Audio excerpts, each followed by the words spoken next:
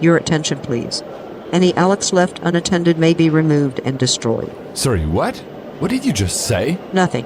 But you're not even the usual airport voice. Who are you? This is the last call for the Layovers podcast. But this is my podcast. The music.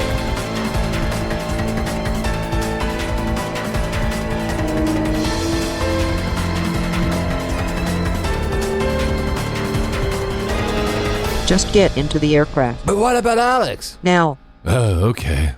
Flight 104 to MSP. MSP surprise. We told you guys that we had never been to MSP. But as you just heard, Alex has again missed his flight. He's probably like 5 flights behind me by this time now. So I had to find someone to help me understand MSP because 2 things. First, I lied. I checked in my stats. I've actually been to MSP. I'll tell the story in a minute. But the person that will help me understand MSP and help me much more than that because he's an awesome guy. You've heard this name probably 200 times on this podcast because he's been one of our most loyal listeners. Has been sharing with me a ton of insights over the years. And now has his own podcast about aviation and geekery. Doug, OfficerWayFinder. Hi, how are you, man? Oh, I'm great. Thanks for reaching out. Really appreciate it. It's kind of an honor to be on here. But for your listeners, I'm going to say this is kind of like expecting the Concorde flying from London to New York with Alex being here normally. And then with me standing in, it's more like an A320 with a couple stops along the way. Not that I have anything against A320s, but Alex is the Concorde and I'm the lowly A320 because I know how much you guys love those. Look, the reason I reached out to you is because the insights you've been giving me over the years were absolutely fascinating. So you really know your stuff. And you realize, guys, when I'll ask what type of work he's doing. And especially for MSP, Minneapolis St. Paul, I'm going to pronounce it correctly. The reason I'm asking you to be here with me is because you've been more than 200 times to that airport. Yeah. Is that right? That's correct. Yeah, I was born there and then grew up in the upper Midwest of the U.S., so that was pretty much the only show in town, flying through Minneapolis anytime you had to get anywhere. And now where are you located? Northern California, just outside of Sacramento. Oh, wow. So Sacramento is your home airport. Sacramento's the home airport. And the other thing that longtime listeners will probably know about you is that you're a Delta fan. I am. Although I do have to be careful with what I say because my podcast co-host does not work for Delta. And I hope to fly for some airline someday. So I do have to be a little bit careful with what I say. We're not here to bash airlines, as you know, but it's true that every time we were talking about Delta, you were either correcting us, adding more information, meaning that you know way more than we know Delta. Alex doesn't fly SkyTeam. I used to fly SkyTeam, but not anymore. I flew Delta once in the past 3 years, and that was in Asia. So the experience is not really valid. So I'm going to ask a lot of questions about Delta in this episode. And we've got a ton of Delta fans because you were not the only one. Every time we say something about Delta, it's like touching the Holy Grail. Like, no, don't say that. They're amazing. And you guys cannot see him because obviously I have the camera to actually look at him. He even has Delta socks today. They're amazing, man. Can you buy them? Yeah. You find them like so first of all, sorry to Drew, my podcast co-host, because he got me socks for the airline that he works for. Unfortunately, I'm not wearing those today. Yes. No, I got them for Christmas, actually. My parents gave them to me. They got them online, I guess. Oh, so they're very understanding, your parents. Oh, yeah. Play along your... are they in the aviation industry? No, my dad just travels a lot, kind of like you, for work. Yeah. And he's a big av geek as well. And I mentioned to my wife that I wanted some av geek stuff for Christmas, and she said, no, I don't need any of that. So I sent my parents a message instead and said, hey, I'd like some AvGeek stuff for Christmas. So they got me a Northwest t-shirt, Northwest Airlines vintage that's cool. t-shirt, and the Delta socks. So see, the link with me, my SkyTeam era, it's not a Delta era. It's like, like Picasso had his blue era. I had a Northwest. I was a Northwest guy because I was living in Asia, and I flew a lot Northwest, which transformed, of course, with the acquisition into Delta, and to the flight to MSP, which you'll be talking about at the end, because honestly, my memory is super, super hazy. That was 8 years ago. It was the 17th of March, 2011. I went from Austin to MSP with Mesaba Aviation, actually, which then got folded into Pinnacle, which then got bankrupt, which is now Endeavor, which still works for Delta. And it was on a CRJ 900. And then I landed Terminal 1. I was at gate C, transferred to gate G, I think, Concourse G. Yeah. Went to the Sky Club there for like 2 hours. And then I was in Delta 258 to Amsterdam. And so my experience was really short. It was 2.5 hours in the airport. I remember both flights were cool because I took some notes back in the day and I had peanuts and beer and chocolate cookie at the Delta Sky Club. That's about it for my experience. I don't remember anything else. Well, we'll talk about it at the end, but you went to the wrong Sky Club. There are two there, and we'll get to it at the end. Oh my God. See, if I had known you back then, I would have known what to do. So you mentioned multiple times, and I did as well, the podcast. I think we have to mention the podcast that you do with Drew, the Next Trip podcast. Can you tell us a little bit about it? And guys, if you don't listen to it, you're doing a mistake. I've mentioned it, I think, 3 episodes ago. You guys just started like last December, I think? We did, yeah. I think early December was our first episode. We're trying to do it once a week. We've stuck to that even through the holidays and everything. And Drew is in airline operations, works at a major hub on the East Coast. And I'm a pilot, which I think we'll get to here in a little bit. And so what we try to do, we both travel a lot for work and personal reasons. So we're trying to do roughly 50% operations discussion and then 50% just AvGeek/travel. Kind of like you guys do, talk seats, talk clubs, talk lounges, etc. But then also Drew and I did an AvGeek trip back in early December. We went out to LAX and stood under the approach path and plane spotted, watched the planes fly over. There's actually an awesome restaurant. It's called the Proud Bird. It's a bar that you can sit out on the patio. You can drink beer. We had freaking flyer old fashions that we sat out and just watched all the planes come in for hours, essentially. Oh, I need to come hang out with you guys. Yeah. I need the location of that place, actually. I had no idea. Oh, wow. Okay. Yeah, it's walkable, too. We walked it from the terminal. Really? Oh, yeah. Oh, yeah. Okay. That's even better. Oh, my God. Oh, I need to know this place. And am I right to say that most of you, both guys' experiences in travel are U.S. related? Mine is. So I fly for work. I'm an Air Force pilot in the U.S. Air Force. So most of my Air Force flying, when I'm actually flying the airplane, is international, but most of my commercial flying is domestic. Every once in a while, we have to reposition to get an airplane or something like that. So we might have some international commercial travel, but the majority of my commercial travel is domestic, US. We'll get to that, of course, in a minute, talking about your job, because I'm very, very curious. But I want to state that I did that the day I mentioned you guys starting. I'm really so happy that you did, because first, the more the merrier, but also because with the amount of information you were sending us, I was like, I need to invite him as a guest host every 4 or 5 episodes, because this guy knows so much about the aviation in the US, and we never had the chance, like you guys heard in the previous episode, which, by the way, Doug hasn't heard because episode 103 was released exactly 5 minutes before we started this recording. We're today recording on Thursday, the 16th of January, 2020. So meaning that this will be out by the end of the month, maybe early next month, because as I told Doug just before I started recording, I'm doing my taxes right now, and it's I don't have time to edit a lot of stuff, to be honest. But yeah, I'm really happy that you guys are doing it, because I've been listening. Actually, you're doing something better than us. You're sticking to your about, what is it, 30, 35 minutes? We said 30. We said 30. A couple of our latest episodes were touching close to 50 minutes, but I mean, be careful. It's a slippery slope. It's a slippery slope. That's the problem, is you just start talking and all of a sudden time gets away, and we set a timer on our phone and the screen goes blank and we say, forget it. We'll just talk about what we want to talk about. Just let it go. That was very evident in your back-to-back very cool episodes. The one that was the last of 2019, which you talked about the past decade, and then the first of 2020, which were your predictions about the next decade, about the current decade now.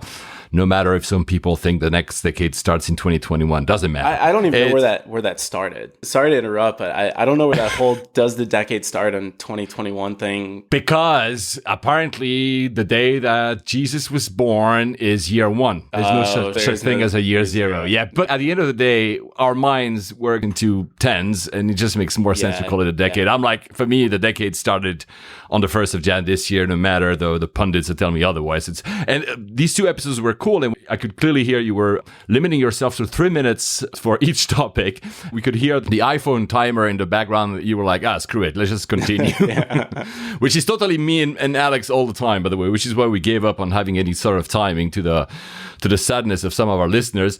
And I said you do it better because, for me, I run a 5K, 5 kilometers per day, and, with a warm-up and the 5K and then the cooling down, it's exactly that. So I've been listening to 3 episodes this week, including the 2 that we mentioned. The last one, of course, by the time this is released, you'll have others, was about operation. You had, I think, a friend of Drew was here, right? We had one of his coworkers. He's the maintenance supervisor on shift with Drew. So we had him on to talk about maintenance. And the coolest thing about that was learning what it's like when a new airplane arrives on property and what they have to do to kind of get it ready after it's delivered to the airline. So it was kind of a fascinating discussion. I learned a lot, so hopefully the listeners did as well. I did learn a lot because, as our listeners know, as you know, Doug, I am the candidate in this thing. I'm the only one who's not exactly related to the aviation industry. I work with IATA. We did work with airlines as well, but on the business side of things, so all the operational side of things is I always learn. And that was a very cool episode. So congrats. And guys,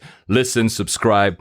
We'll keep repeating that during this episode. It's not going to be 30 minutes. That's when I'm looking at my notes. Doug, prepare for a long flight. Am I right to say that you are on Father's Leave as well? Yeah. I say as well because you haven't heard, but Will, who was recording the previous episode, was also on Father's Leave. So here, 2 in a row. Yeah, it's funny. Everyone keeps telling me congratulations, but my daughter was born almost 10 months ago. And this is the first real chance I've had to actually take the time off. And I had to do it before she turned a year old. So figured there was some downtime and travel after the holidays. So I figured I would just take it right now, get it done. It's been good. Yeah, enjoy that. So see, guys, I'm getting co-hosts that are all on father leave. So if anyone is on father leave in our listenership, just reach out to me. You'll probably be my next guest host. Although the next episode is already planned, but you never know. There might be other spots.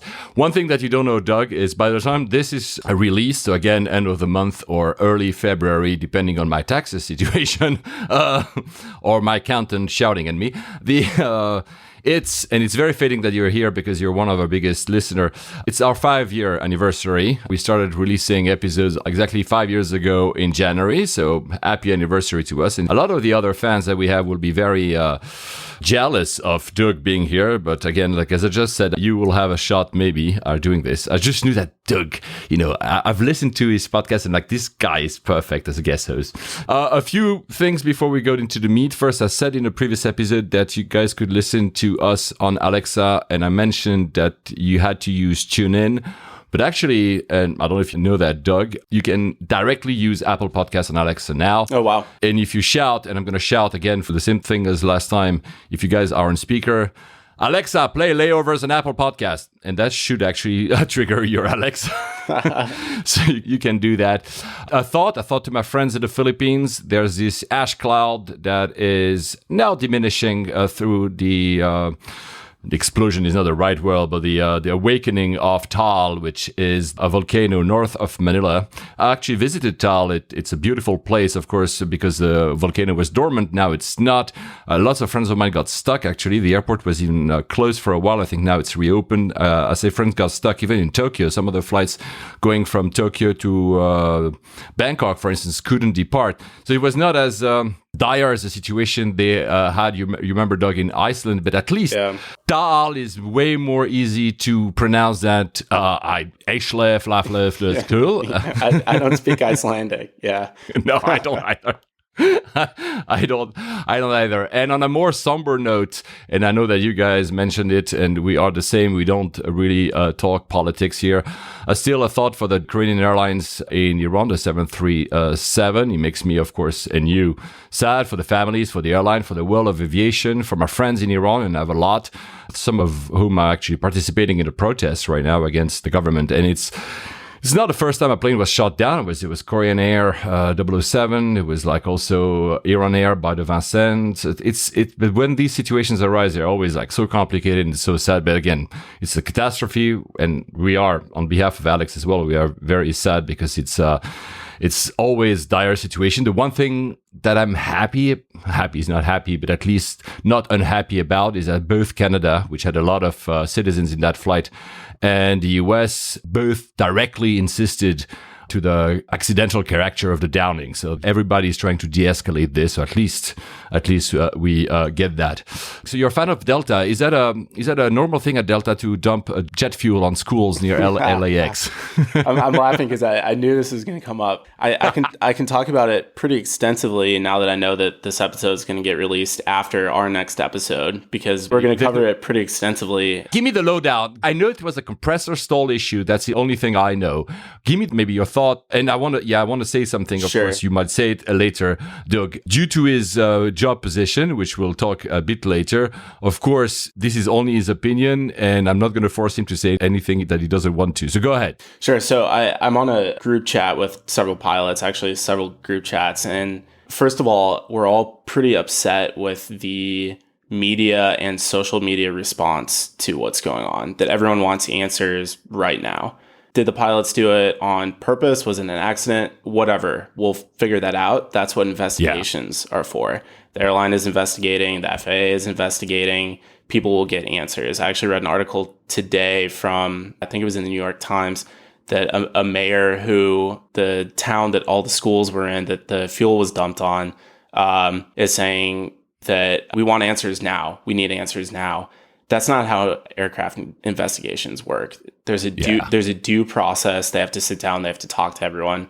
They talk to the controllers. They talk to the pilots. They talk to the dispatchers. They talk to everyone, and they get an answer. So we won't know probably for weeks, maybe even months, as to what happened. But I can tell you that from a pilot's perspective, it is unusual what they did. So for those who don't know, Delta Flight 89, I believe it was, 777-200 LAX to Shanghai, as Paul said, had a compressor stall on departure, which I don't want to say that's normal, but it happens. Happened, yeah. It happens. And 2-engine airplanes are certified to fly on 1 engine. So it's not an issue where the airplane is going to fall out of the sky. This could have happened between New York and London over the Atlantic Ocean, 2 hours from any piece of land. And the other engine is certified to continue on, not an issue. So it does happen.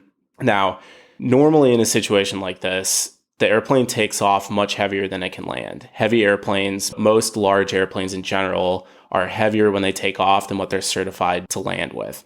Now, that doesn't mean that they can't land heavy, and it's not necessarily dangerous to the passengers if they do. All that happens is an inspection on the airplane to make sure that no skin was wrinkled, that nothing was broken, etc. And the pilots have procedures where essentially their vertical velocity, so the speed at which they're descending, has to be less than a normal landing, because you want to touch down lightly.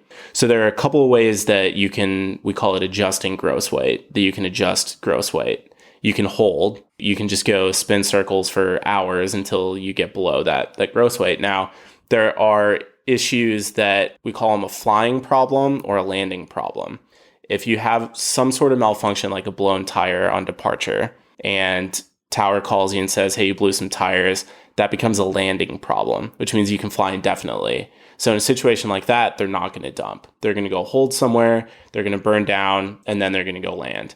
An engine issue is what we call a flying problem. Now, again, like I said, it can fly for hours on a single engine, but we don't necessarily know what other contributing factors were going on in the cockpit at the time. True. They may have had, so they shut the engine down. The ATC recordings that came out initially said that they didn't need to fuel dump. Now, at the end of the day, when a pilot declares an emergency, it becomes their airspace. The pilot is allowed to do whatever they need to get the airplane safely on the ground, even if that means breaking certain regulations. Now, if you break those regulations, you better have a reason as to why you're doing it. And you better be able to back it up. And that's part of what they're going to find in the investigation. So initially, these pilots were asked if they needed to fuel dump to get down to a good landing weight, and they said no.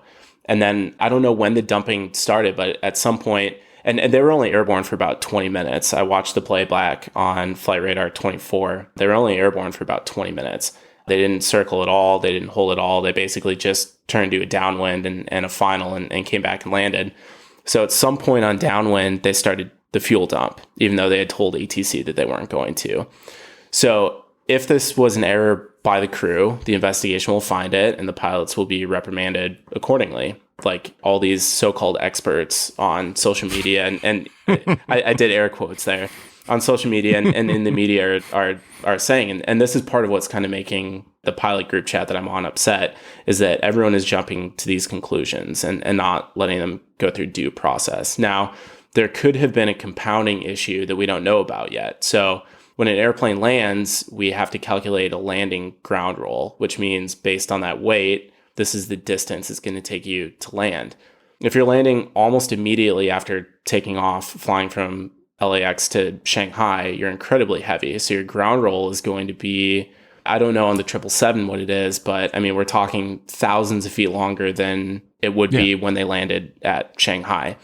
So if you have a compounding issue, such as a brake failure or a flap or a slat malfunction, so flaps and slats help you get slow, and it helps reduce that landing ground roll. So as they were starting to configure, get the gear down, etc., if they discovered that they had an issue with that, then would have increased their landing ground rolls substantially, and they're already heavy, then yeah, I could see why they would want to start dumping. It is something that we train for as pilots. So I've had to dump a couple of times due to emergencies that we have to get on the ground immediately for.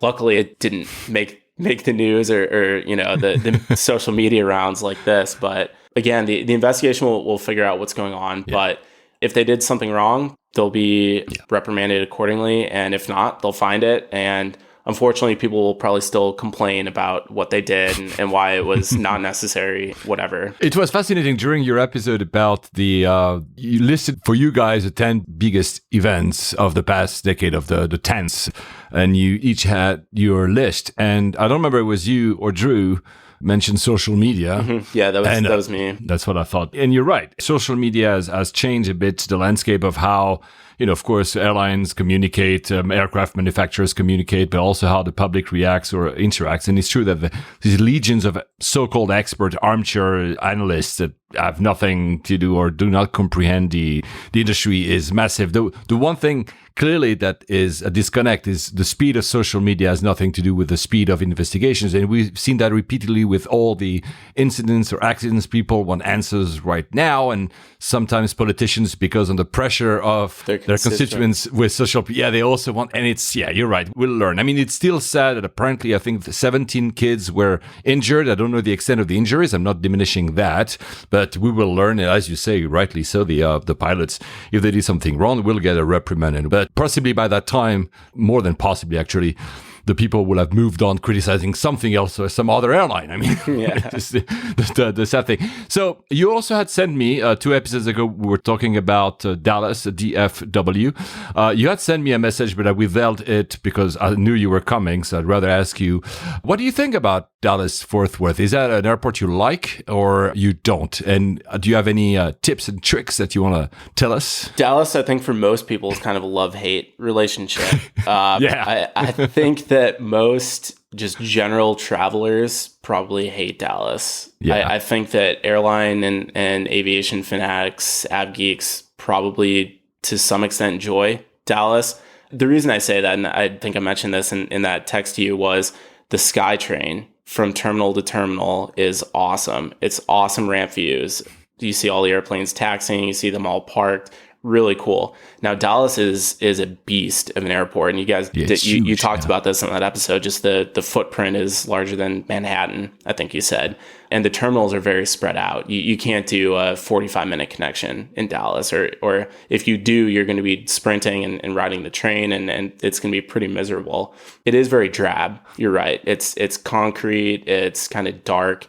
Now, I believe you said you flew out of Terminal D when you were there? Yeah. Correct. Terminal D is actually really nice. It's the newest terminal, international terminal, very bright and airy and glass and a couple good lounges and everything there. But the other terminals are just kind of boring, lacking of character. But Dallas used to be the most efficient airport in possibly the world. Oh, wow. Because if you look at the diagram of it, they're semicircles. Yeah. Before the age of security, even well before 9/11, back in the 70s, when you could just walk up to the gate and there wasn't airport security. Yeah, security at you all. could get yeah. dropped off at your gate, not just at like a central head house. Yeah, you're right. You have to walk to the gate.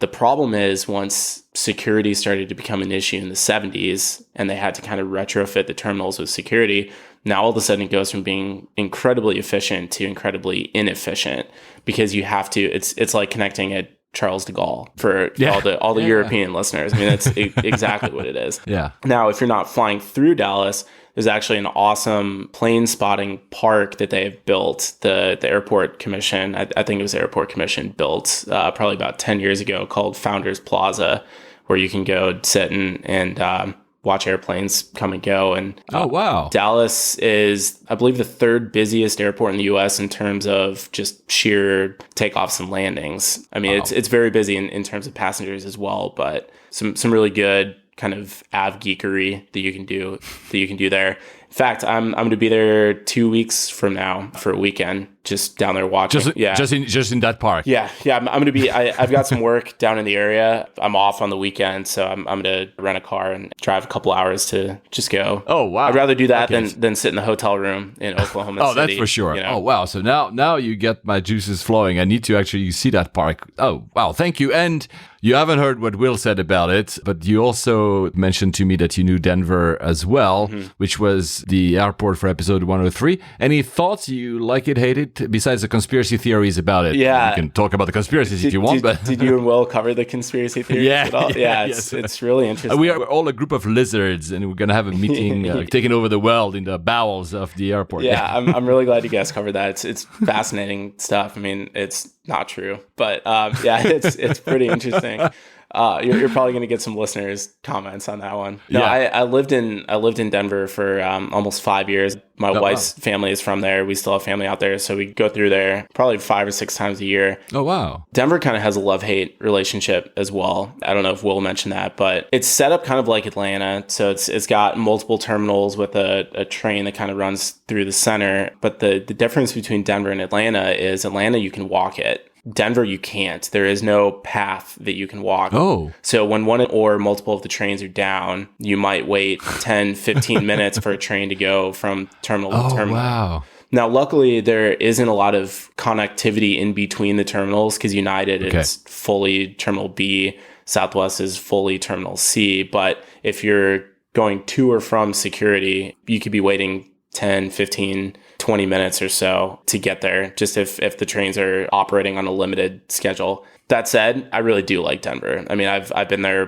probably 50 or 60 times, and it really is a good airport. It's good for connections, kind of the east-west, which is why United and Southwest even have built it up the way they have, because it's really good for those connecting flows. Yeah, I think as soon as we stop recording this, as long as my daughter is still asleep, I'll probably start listening to the episode. Guys now realize how much you know about these airports, but let's go to your job a little bit because it's fascinating to me. I know a little bit about it because you had told me in the past over messages. It's the first time actually I see Doug on camera. And you fly a KC-10. So I don't know. I mean, I know what it is, but tell us a little bit more about that and your job. And then how did you fall into that job? Sure. Yeah. So I fly KC-10, which is a tanker. So we're essentially a flying gas station. Other airplanes fly up right behind us. We've got a boom that lowers down. So amazing, man. And the airplanes fly up, we plug into them, and we pump them gas. Now, the really cool thing about the KC-10, which is based on the DC-10, the commercial variant. Yeah. So I'm type rated in the DC-10. The cockpit is a DC-10 cockpit. So my pilot's license, I have a DC-10 type rating, which is pretty cool. Yeah, it is. Our airplane is able to take gas as well. So we can go behind the tanker and we can take the gas as well. Have you done that? Oh, yeah. Yeah. So actually, the job that I was in before my current job is I was teaching at the schoolhouse. So I was teaching new students who are upgrading to captain, how to either fly the KC-10 or bring them through captain school, teaching them how to do that air refueling. No way. Yeah, it's It's awesome. It's probably one of the coolest things that you can do. By the way, sorry to make a parenthesis. You guys might remember that I mentioned OfficerWayFinder to Doug like probably a year ago, 2 even, because you had sent us a picture of you listening to layovers with that view of another aircraft. And my knowledge in military aircraft is as far as Top Gun, so really don't rely on me for anything. But of the other aircraft coming for refuel, and there was a picture of layovers, which they say the best ever picture a listener sent us. So how do you decide one day to do that? And I'm going to be, a gasman in the air. I mean, how does that happen? Well, I've known that I wanted to be a pilot since I was probably 2 years old. Oh, wow. And flying is incredibly expensive. I don't know if you've ever done lessons or anything. I think I remember Alex saying that he has too. It's expensive. And so there are basically 2 paths you can take. You can take the I'm paying for everything path, or the I want to find someone to pay for me to get everything path. And I kind of went in that direction. So I ended up in the Air Force. And the way it works is you go through a 1.5 long pilot training, very intensive. They take you from essentially 0 to all of your FAA qualifications in a year, year and a half. And then at the end of that, you can choose what airplane you want to go fly. Now, it doesn't mean that you're going to get it, because it's all based on how you did in your class. The DC-10 was always one of my favorite planes growing up. I absolutely loved flying on the DC-10. I flew it all the time on Northwest, I think United too. A lot of it domestically. I mean, flying on a DC-10 from Minneapolis to Seattle or Minneapolis to Orlando, I mean, 2-3 hour flight on a DC-10, that's awesome. Wow.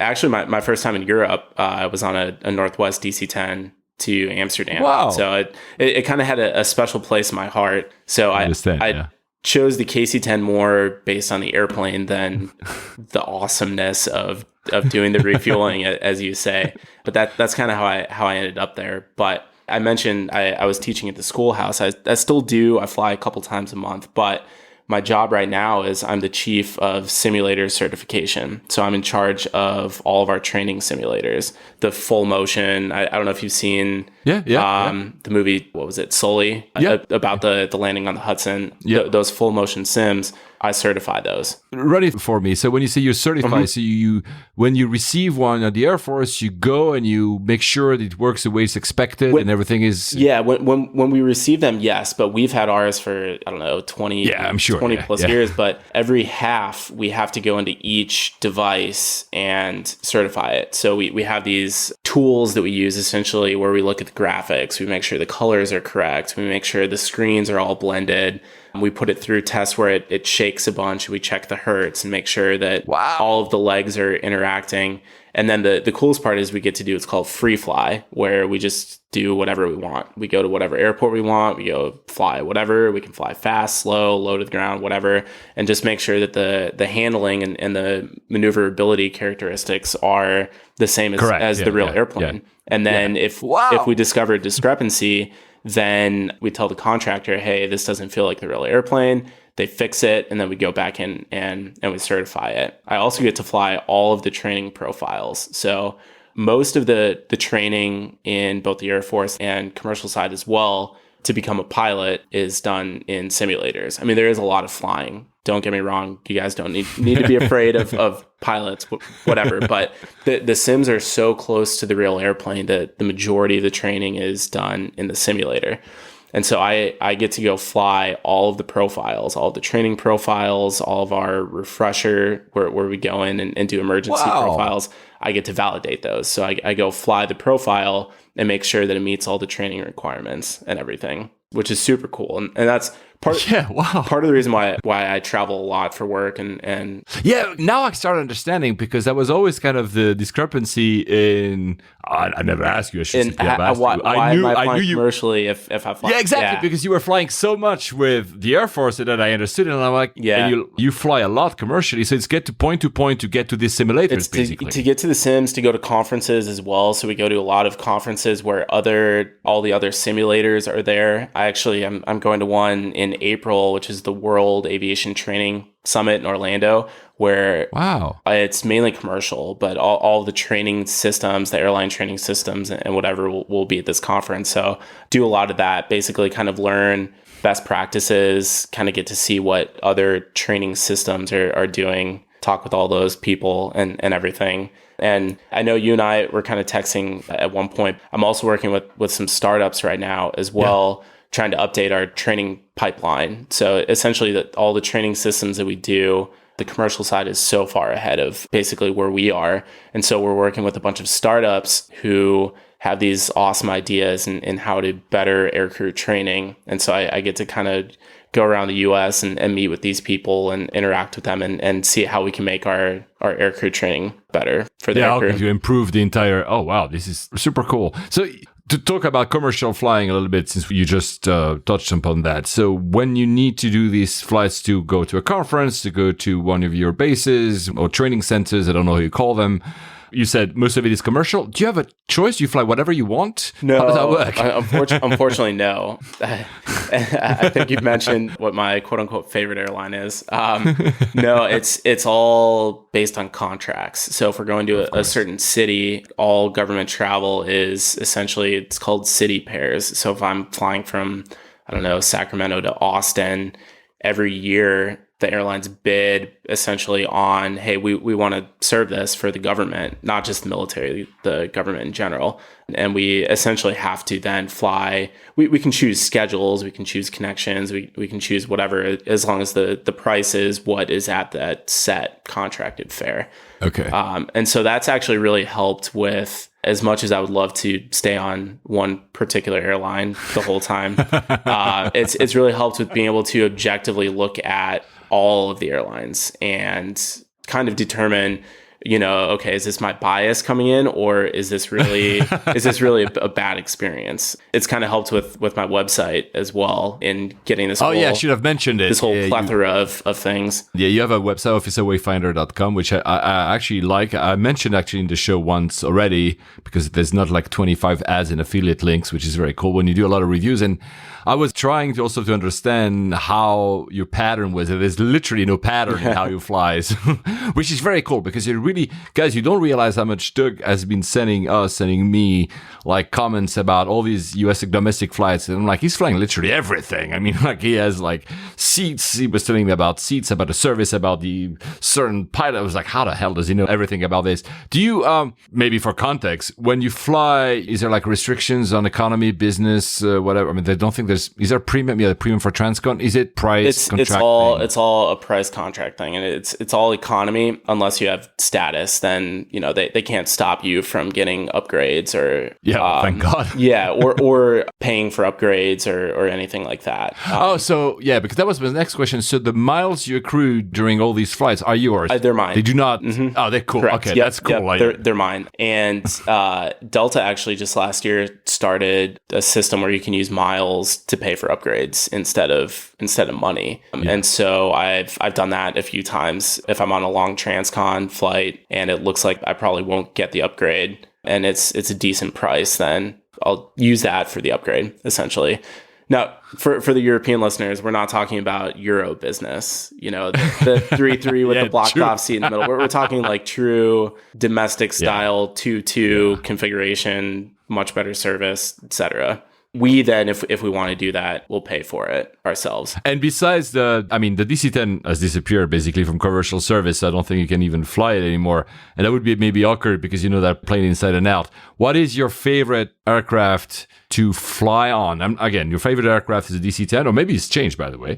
But what would be your favorite aircraft to fly on these days? Still is the DC-10. I mean, you can't fly on it anymore. That's always going to be my favorite plane, but it's a close tie between the 747 and the 757, which I know you guys don't have a lot of 75s over in Europe anymore. I just flew Air Astana, which is a Central Asian airline, which has it from London to Nur Sultan, and that kick at the start, is really awesome, actually, and the square-ish windows as well. I love it. But yeah, it's true, we don't have it a lot. You still fly that a lot? Can you quite still a bit? Fly a lot Quite a bit. I don't know the numbers right now. I think Delta still has over 100. I know United and American, they're they're all slowly starting to retire them as the A321s and 737-900s kind of come online and replace them. But yeah, I was on back in November, December. I was on probably half a dozen 757s. I'm on a couple coming up in the next few weeks. It's just I kind of go out of my way to fly on a 757.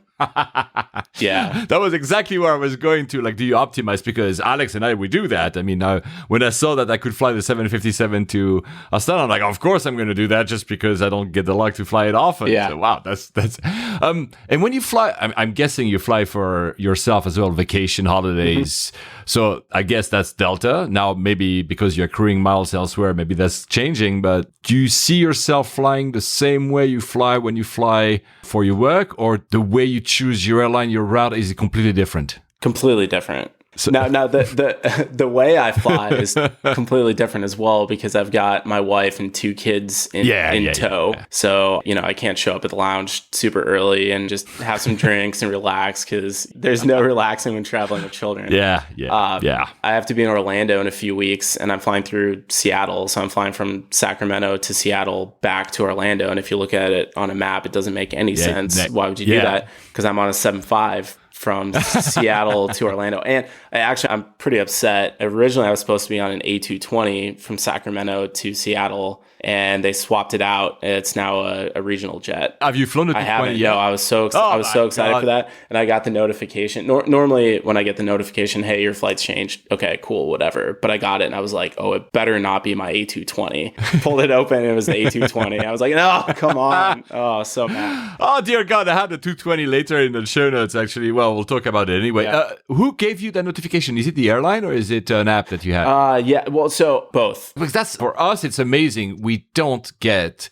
change of aircraft notifications in Europe for any airline. I mean, they'll tell you schedule notifications, but they'll never tell you, oh, you were supposed to be on a 777 and now you're going to be on a 380, or you were on a 320 and now you're going to be on a 321. Never. So never. You don't have to get that excited, because it wasn't an aircraft change notification. It was just the schedule change from the airline. So I happened to look. Now, there's an app, Flighty, is what it's called, which is awesome. I mean, amazing. Yeah. Sometimes they'll inundate you with updates, but I enjoy that kind of stuff. I've been on the alpha and then the beta for those guys. We'll invite them on our show. They probably are av geeks to give you that level of depth. Like, it's awesome. I've had a 6 a.m. flight before, and when I went to bed, it was one tail number, and when I woke up to head to the airport, I had 20 notifications that the tail number changed.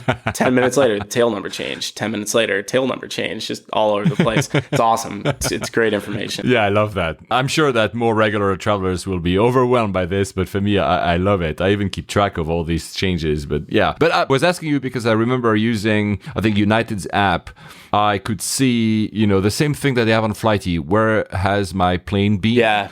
United was telling me, it was 2 years ago, already, like the maybe 4 routes that the plane was on before with the timing. So I knew if the flight I was supposed to be on is going to be on time. And this is kind of information we don't get in Europe. So it's, that's really cool. You can actually, there's a kind of a backdoor way that you can find that, not from the airline, but if you use FlightAware, you can track that airplane back. So you can look for your flight and you can track it back. So even though the airline may not be giving you that information, now it works differently based on where you're at. So if you, Paul, are leaving from London, let's say you're flying British Airways, just for easy argument. You're leaving from London, you're on BA, and your inbound plane was scheduled to come from Stockholm or whatever, and it's delayed. Because you're at BA's hub, they easily could just swap out. Exactly. If it's the opposite, if you're going from Stockholm to London and the airplane is delayed inbound, there's no swap that's going to happen. Yeah, you basically described one of my strategies. I always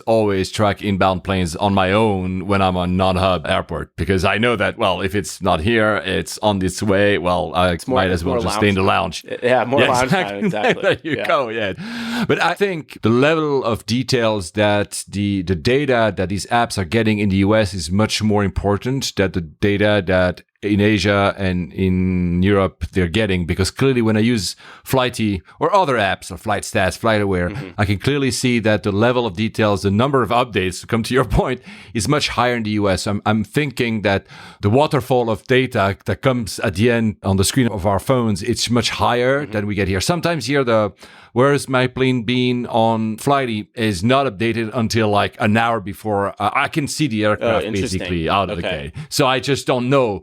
I make assumptions. When I say I'm tracking, I will track, to take your example, I'm in Stockholm. I'm going to track the BA flight that comes to Stockholm. I'm not going to be able to say the tail number because I still have no idea. Anyway, just one more question about your job, and you don't have to answer it because that's a forward-thinking statement. Are the skills that you're building now as chief of simulator certification, is that transferable to commercial? I don't know. I'm going to the FAA in Oklahoma City in a week to get FAA certified for it. Cool. I don't know necessarily on the airline level. I'm guessing that they have their own staff, not pilots. So that could be something that I could go into, but it would mean probably not flying anymore if I did that. So I really don't know. But any certification like that is not a bad thing to have in your hip pocket. Exactly. Yeah. So I'm not going to ask you the question. It just means that maybe someday you'll have a similar job or different, but in the commercial aviation world. You won't be able to fly DC-10s, however, but probably something as cool. In your predictions, so guys, again, listen to the Next Trip podcast. In one of your predictions, you were talking about the future of aircraft flying. Will aircraft be flying through means of electric powered? Clearly no, and I agree with that. But then you had a debate about whether or not there will be still pilots in it or not. And you both said there won't be like self-driving planes, which I agree. However, the one point you didn't mention, and I wanted to ask you, because that's a very strong pressure here from low cost in Europe, and low cost in Europe are very powerful, as you know, Ryanair, EasyJet, and others. They want to move to a single pilot for short haul. Do you think that will happen in the next 10 years? I really don't know. I feel like Europe, because of was it German wings or Euro wings? Yeah, I think it was German wings. Yeah, the one that crashed, the pilot that basically suicided himself. Honestly, I can see, and I would definitely feel like O'Leary would want to do this. Yeah, exactly. In fact, he would probably make another pilot fly along, but he would probably make that pilot pay for that flight.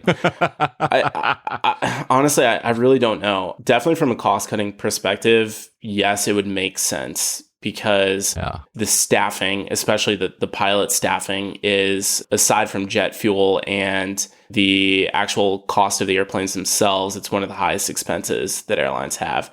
So if you could cut that in half, yeah, absolutely. I think the airlines would love to do that. But at the same time, there's something called CRM, crew resource management, or cockpit resource management. Yeah. And I can't tell you the number of times, even as a captain, where I had my first officer catch a mistake of mine, or when I was a first officer catch a mistake that a captain makes. There's something to be said for multiple pilots. I agree. There was a Northwest flight back in, I think it was the late 90s, from Minneapolis to Tokyo that had a rudder malfunction over Alaska, and they were able to barely limp the airplane back in dead stick it into Anchorage.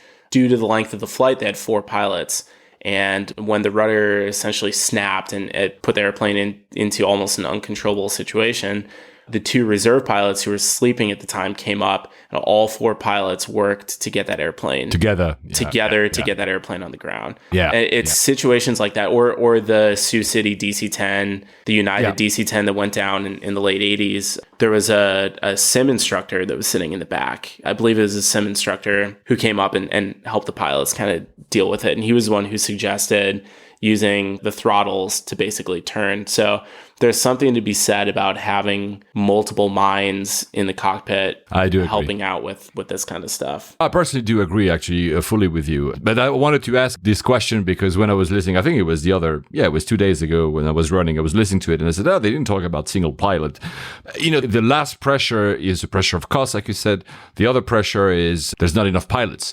So it's probably also a way for many airlines to think, well, we don't have enough pilots, not enough in the pipe. I think it's a wrong way of answering the question. The right way would be to lower the cost of and allowing pilots to get into the pipe through military programs like you're doing, but not through the Ryanair program, which asks you to basically pay for it. Then take you hostage for the next 10 years. Oh my God, Ryanair will hate me for saying that. I have friends of mine who are pilots at Ryanair. They're liking it, so I'm being too harsh here. One other thing, and then we'll move to the MAX, because you guys talked a lot about the MAX. And finally, guys, we're going to talk about the MAX, not with Alex, but with Doug, because he knows about it. One other thing you mentioned in one of your episodes, the prediction ones, is you said, again, I'm not sure, I think it was you, but maybe was it Drew, that said that in the US, we will be seeing more and more the use of buses, so non-hub airlines in small, but could be bigger airports, saying that instead of having a 30 minutes flight to one of their hubs, they will actually provide you with a bus to fly there. And I think you're right. It will probably also happen in Europe. Probably the biggest difference in Europe will be that instead of bus, it might be a lot of trains, because our train network is obviously bigger and it's increasing. The high-speed plans are expanding. But yeah, I think it's absolutely true. I can totally see that happening in the US. As an av geek, I'm like, do I really want to get on a bus for like 3 hours to reach another airport?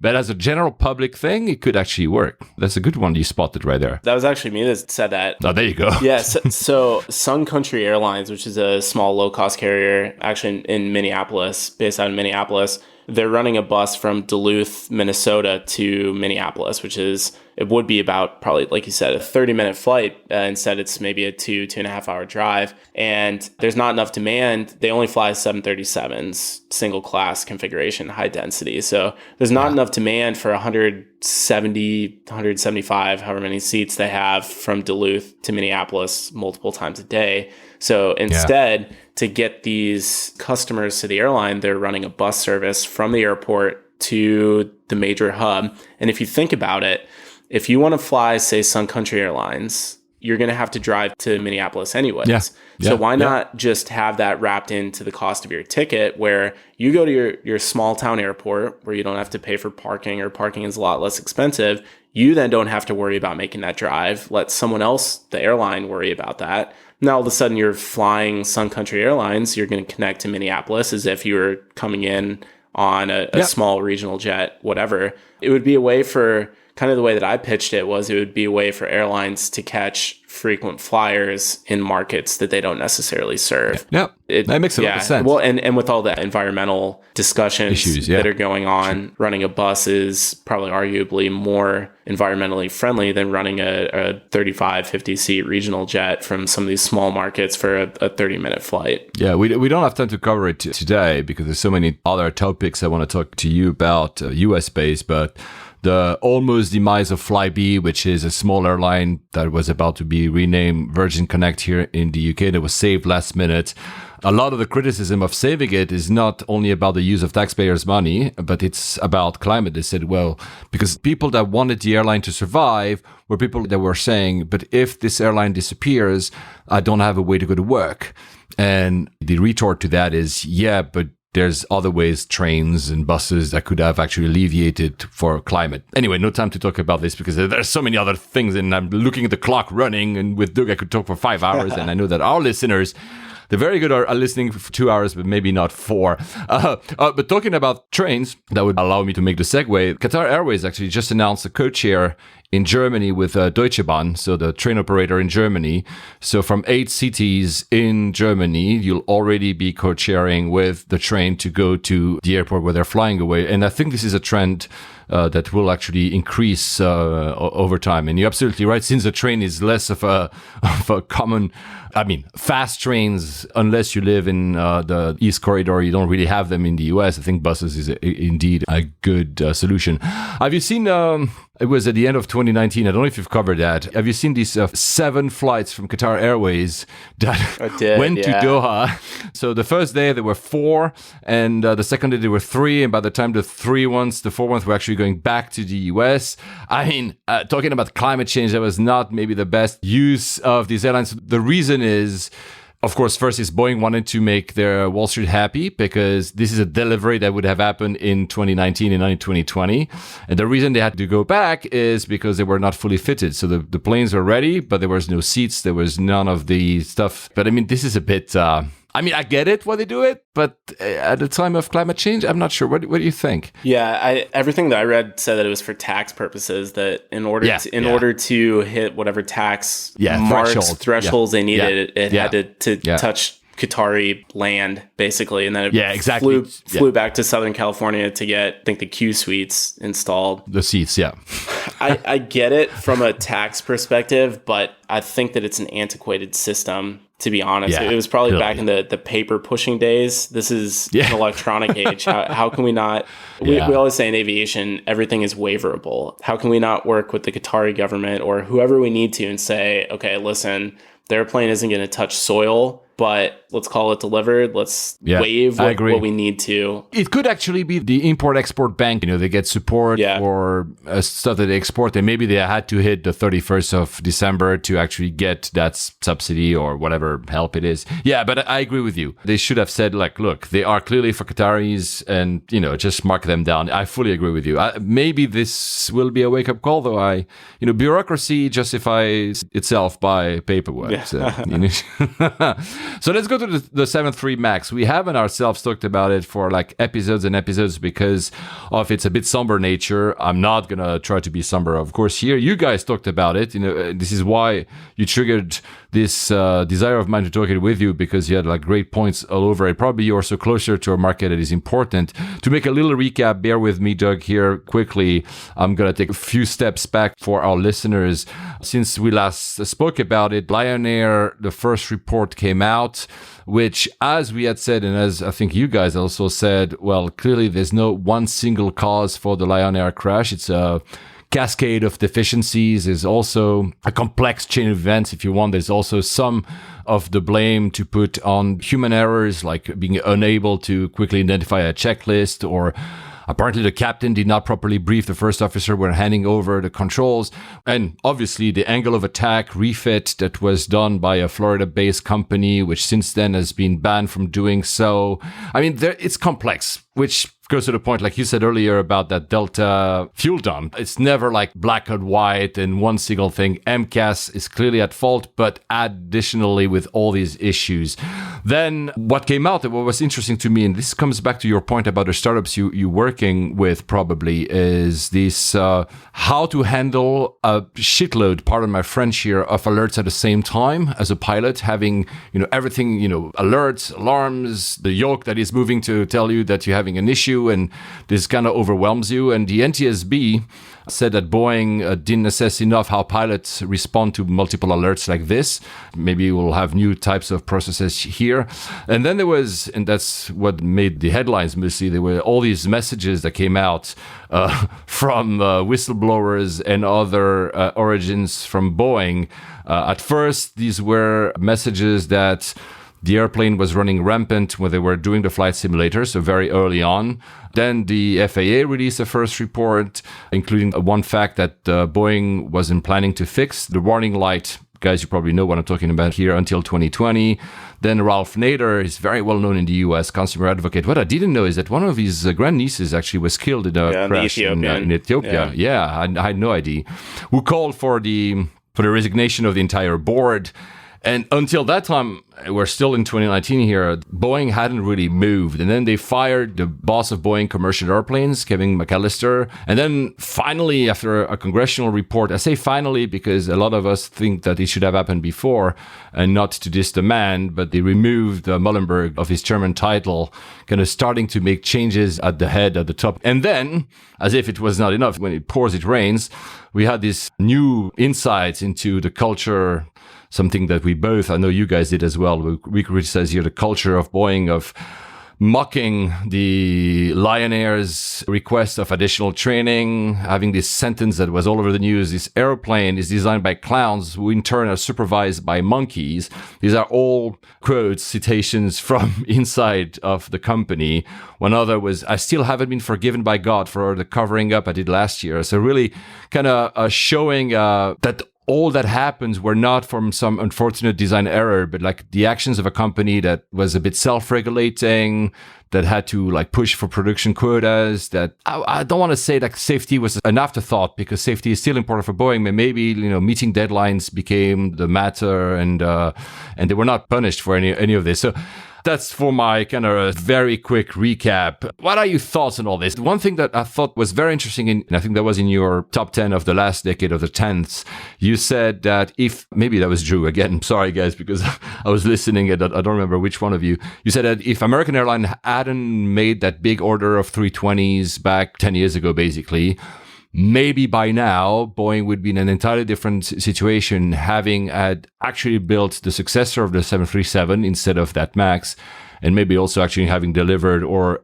being about to deliver the middle of the market planes, the 797. So I'll let you speak as long as you want. What are your thoughts about this entire story and where does it go to? Well, it's really sad, first of all, to kind of see everything that's happened. But I think that the media really is, and rightfully so, fixating on all these issues. But you have to think about Boeing is a company of 140,000 people. 99.9% of them are all really good, hardworking people of integrity. It's the select few that are kind of being picked out in these email exchanges and in some of the leadership who unfortunately have ruined it for everyone else. And we're not even just talking about Boeing. We're also talking about all the supply chain. I don't know if you saw, I think it's Spirit Aerosystems who makes the fuselage for the 73 MAX. They're laying off almost 3,000 people because they're not doing anything for that right now. I'm sorry, I should have added, and you're right, because again, we haven't talked in this podcast. You guys talked about it.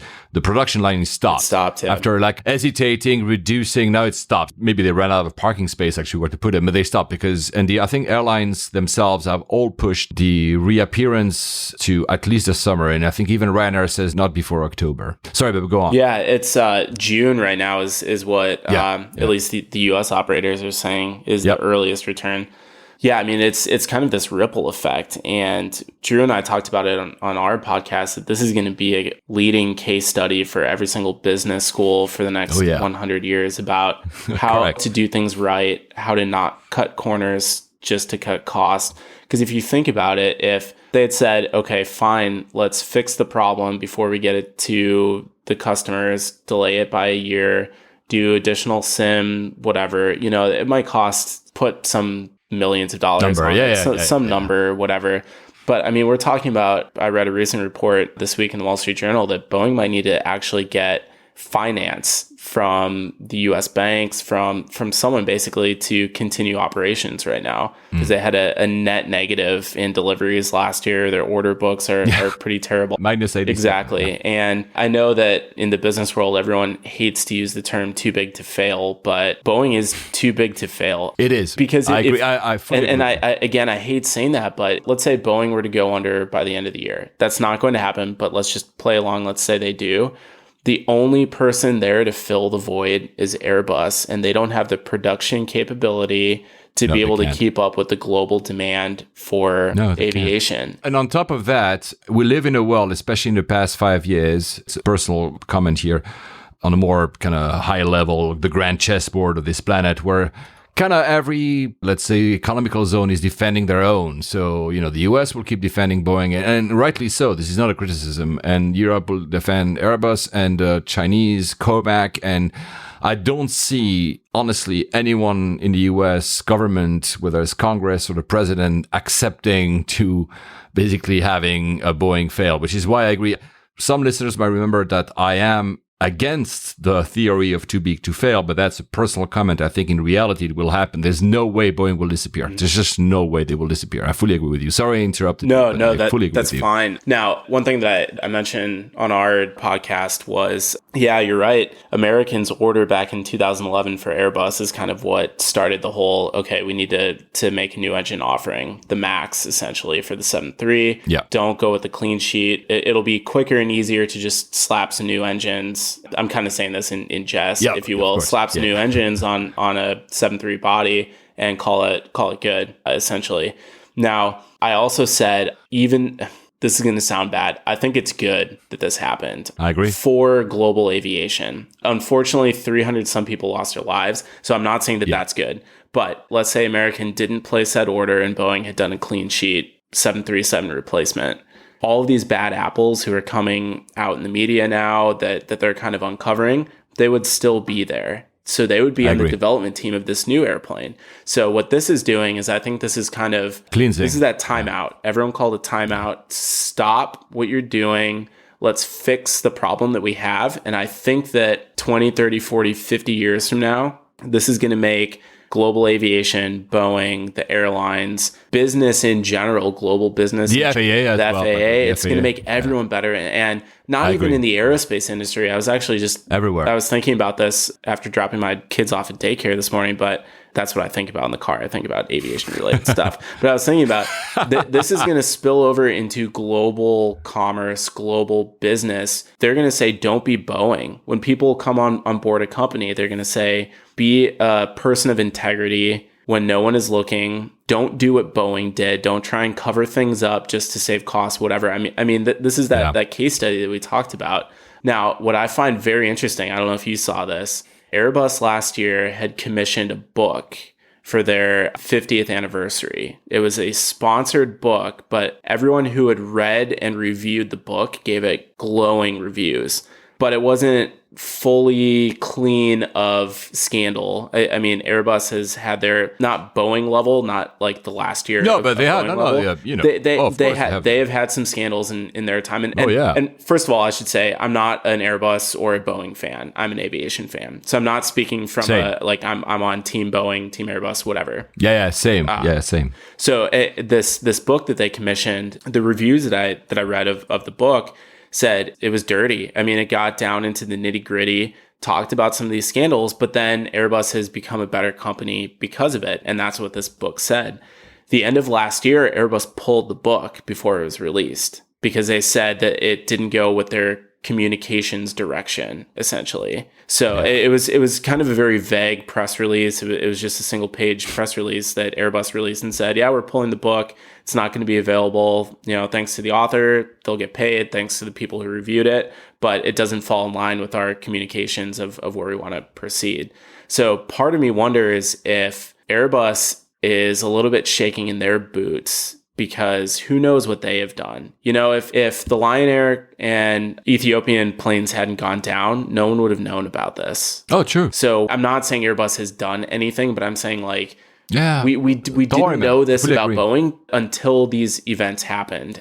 And so I think that in the end, this is going to make everyone better, because they're going to get in line and they're going to say, you can't keep making these mistakes. I fully agree with you. I mean, the last comment, the one you said about the book being pulled, it's not surprising in a world of, as well, of a lot of PR, basically, where everybody protects their image. But I fully, on your statement, on your forward statement, if you wish, about the industry itself, I fully agree with you. I'm like you. I don't want to say it's a blessing because people died, and dramatically so, but it's kind of a cleansing, like a cathartic moment when let's put everything in front of the door and let's stop putting stuff under the rug. Let's clean the house a little bit.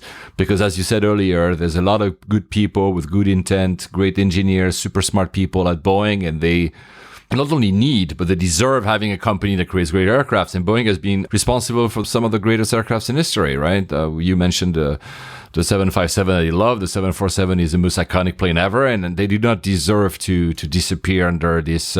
They still need to be punished, or at least some of the people that were responsible to have some sort of punishment. But if we take a high view, like a bird's eye position, it will be good for the industry, for Boeing, and for Boeing in general, and for the FAA as well, because now the FAA is almost reacting like, can it had to prove itself? Like they've been criticized so much as being too kind to Boeing, so now I'm not saying they're being too harsh, but they're doing a lot of messaging about like, no, we're not gonna requalified MCAS. No, we're already, like, as if, they need to kind of prove that. No, we were not that guilty, actually. Look at us. We actually are very, very strong. Which actually also poses the question about, do you think that June deadline that you mentioned is something that is science fiction, or that is actually possible? I have no idea. I really don't. I mean, it's been a rolling delay for the last year plus. I mean, when it first happened, they were saying it was going to be April and it was going to fly again. April of 2019. And we're in January of 2020. And, we're still talking about June. At this point, no idea. The only thing that we know, and you probably know that even better than me because you're in the business, is that once it gets recertified, Each aircraft will require something like 100 hours of preparation before actually flying, and then it needs to be delivered, and then the airline themselves need to train because they're probably going to have additional training to be had along with the certification. So it's not going to be a process, it's certified and the next day they actually start flying. There will be also like a buffer, a time delay. So it will take a little bit of time, which is why I think Ryanair, for once, I'm not criticizing Ryanair, their forecast of October is probably plausible. Hopefully for Boeing, because I hope that I don't invite you next year on January 2021 and we're still talking about this, because it would be really bad, actually. So I actually saw an interesting poll on Twitter. I think it was Brett Snyder of Cranky Flyer who did this. He said, what's going to happen first, Berlin opens or the 737 MAX flies again? And I thought about you guys, being European-based. Most of the guys I was booking at this 300th episode of Plane Talking UK that I mentioned in the previous episode, none of them believed it will open in November 2020 Berlin. So probably the 737 before, but I don't know, man. That's insane. For sure, the third runway at Heathrow will not be built. That I know. Since you mentioned the numbers, a quick rundown. So the rundown is usually Alex doing that on this attaché. But yeah, the Boeing orders were not great. So we got the final tally recently. Airbus delivered a total of 863 jets and won 768 net new orders. Boeing delivered 380 planes, and as I said, the net order is minus 87. So they actually had 240 something new aircraft, but of course, if you remove all the cancellations for the MAX and a few for the 777X, that is minus 87, which, I mean, I'm like you. I'm not like Team Boeing, Team Airbus. I want competition, because a single manufacturer, even though, okay, there's the Comac and the Russians, they're nowhere right now, and we hear about Mitsubishi and the Koreans, whatever, they're all small. We need competition. We cannot have just one. So I want Boeing to come back into shape as quickly as they can. And listen, Doug, we could talk for a long time about this MAX situation. First, it's not that fun. This is why we've been a bit avoiding it with Alex, to be frank. I had other news, but I want to move on because I want to talk about more fun stuff with you, because it's like Alex, I'm looking at the clock, and I said that earlier, and time is running with you, man. I mean, we should really clearly have a meet up and record for a full day. Both our podcasts with all the microphones. So you guys are super active on Twitter, which is super cool, because you actually keep asking listeners and people that follow you about stuff. And I don't know if it's you or Drew that handles, maybe both of you that is handling the Twitter account, but you've asked a question about the windows. Yeah. So are they supposed to be open or not? Who owns the window? Is the person on the window seat is the one who owns or not? What are your thoughts? What do you think that you're owning the window, or you don't? Well, so our social media, Drew and I we both have rights to it, and we both try and kind of outdo each other with questions and pictures and things like that, which is cool because it keeps people engaged. So it's a lot of fun, but we try and pose the questions before we talk about it on the next episode. Oh, sure. And that way we can pull people in and talk about their responses. So again, when this episode airs, we'll have already talked about it, but I'm a window seat guy. Me love too. sitting on the window seat. Same. Now, certain times if I fly a transcon and whatever, I might take the aisle, just that way I can hop up and walk around. But I'm a window guy. I love looking out the window. A lot of people say, well, you're a pilot. Why would you like to do that? Because when I'm up front, honestly, and people don't realize this, your head's down so much because you're looking at the instruments, you're looking at the flight plan, you're looking at the computer, you're doing all this kind of stuff. You don't actually get a lot of time to just sit and look out the window. Especially with like a glass of wine in your hand or something like that, like just cross your legs, kick back and drink some wine and look out the window. You can't do that when I'm up front. So yeah, I'm a window open guy. Absolutely, through and through. And do you think that in terms of courtesy, how does that work? Because, the rule is the person on the aisle gets access, the person in the middle gets the armrest, and the window guy gets the window. So the window shade, do you think that, for me, I'll front it, for me in a night flight, fake night flights, these flights coming long haul, and do that a lot, coming from Asia. Well, obviously, I'm not going to be the only one opening the window and having everybody like blinded by light when they actually want to sleep. But What do you think? How does he work for you? I'll keep it open a little bit. Like if the person next to me is watching something on their phone or on the seatback screen, I won't have it fully open, just glaring on their screen. But at the same time, I want to see what's out there. So I'll either look at the in-flight map or something if there's a city I want to see or cool pictures, whatever. But I usually keep it cracked an inch or two. That way it's not enough light to really bother anyone. Yeah. And I can still kind of look out and see what's going on. So if we fly over a city I want to see, I can lift it up. Do you like the windows of the Dreamliner, the dimming one? Embarrassingly, I've never been on a Dreamliner. Oh, no way. No, I you haven't. Have to, man. In fact, Drew keeps saying, "Come on, man, we need to go non-rev on a Dreamliner." I'm like, "Tell me when, and I'm there." Like, Drew, I'm ready. I'm ready for it. Let's do it. I'm not holding back. Because one of the quirks Lock you have it. exactly, they master lock it from a central command. Again, during the middle of the night when it's actually not really night outside, I can get it. It frustrated Alex. You've heard it in one episode. Yeah, where you went and told them, "No, I know you can unlock it. Come to my seat, unlock it." That's awesome. I've had that recently, even though it was not a Dreamliner, on some of the, I think it was a 777. I think BA does that, and Emirates. You know, they have these things which are like The curtains. they also have a master switch. So sometimes it's just about them forgetting to undo the master switch because they're busy preparing the meals or whatever. And I, ding, ding, ding. Can you just allow me to see what's out there or something? No, the reason I mentioned that is because it's been a staple, of course, of the Dreamliner, and the company that does these windows, the dimming system is called Gentex, and they became better. The first Dreamliners that I've flown, it seemed to me that even if I was on the darkest setting, there was still light coming through, kind of very, very dark, but still light. The newest one are better, but they've announced during CES, the big electronics show, they've announced the latest version, which eliminates, according to them, 99.9% of the light, and it's super fast as well. So that was the other criticism. Lag. Yeah, exactly. Yeah. But the biggest news, Airbus is actually going for it. I saw that. They haven't said 350. Everybody, of course, thinks it's the 350 because it's the latest plane. They haven't declared which aircrafts are going to be refitted or as an option for the airlines. And that will be announced in April. But yeah, 350 is clearly in the lead. Maybe the 330 Neo as possibly. well. Or even the 321 XLR. XLR, exactly. And that will be the new Gentex, the same that the new Dreamliners will have, the one I just mentioned, and also the 777X will have. So basically, we'll have these dimming windows everywhere. The one advantage of having the old dimming ones, the one that were not great, is that I'm a photographer and you can take great pictures with hues of violet and mauve and whatever, and that I will never have again because it will be too fast. Yeah. By the time you press a button, it will be, I cannot take the picture.